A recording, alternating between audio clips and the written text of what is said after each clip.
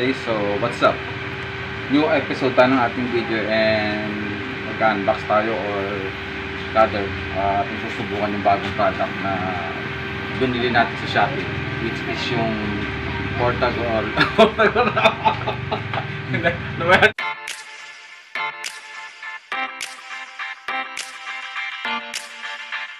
Hello, we're back.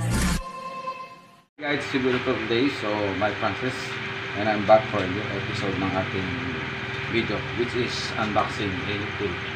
And what's that?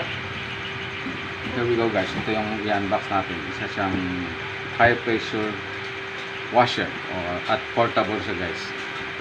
Pwede mo siyang dalhin kahit saan at kung ano mga features ito at ano mga kayang gawin, samahan nyo ako at i-review natin siya.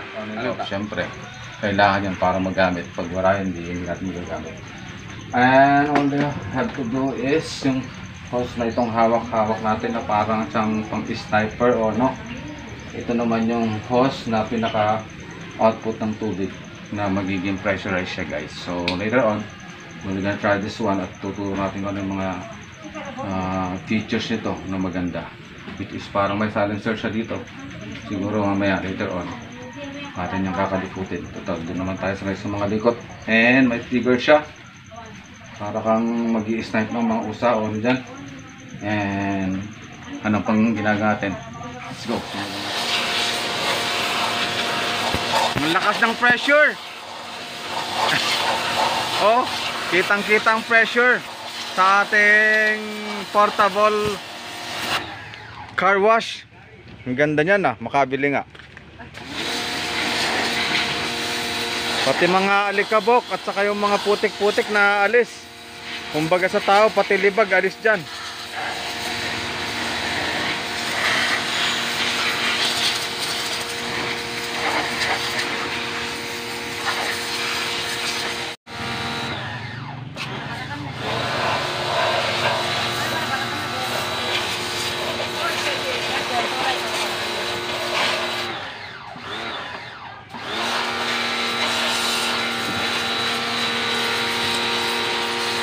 Guys, first thing to do is i-on natin siya.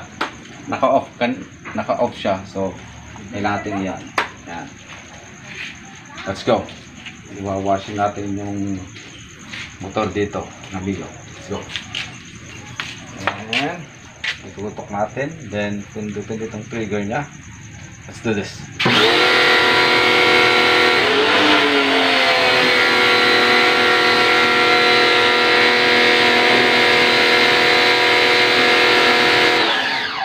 Okay siya, guys. Ang ganda ng gamitin. Ang lakas ng pressure. Magtumatas pa ako sa lakas niya. And if you can notice, guys, ito pala yung parang adjustan niya, which is yung pang spread niya o di kaya pang patulis ng kanyang buga. Like yung medyo malayo siya, guys. Tignan nyo ah. Pag medyo nasa mga long range distance, pwede siyang i-adjust. At kung medyo malapit naman,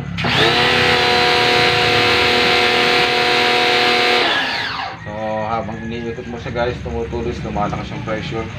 Let's go, tuloy natin.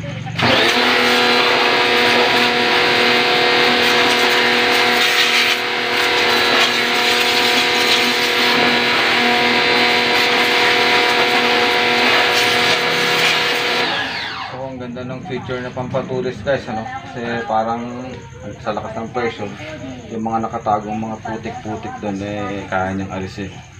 Pwede rin to siguro pangbuga sa mga taong ayaw mong kausap sa wigan.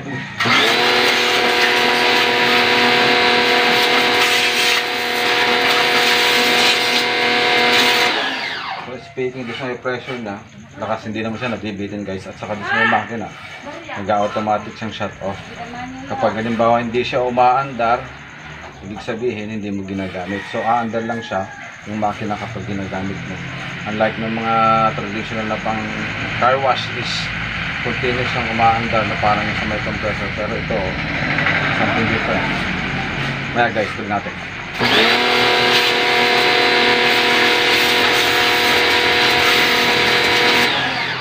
Okay, maganda.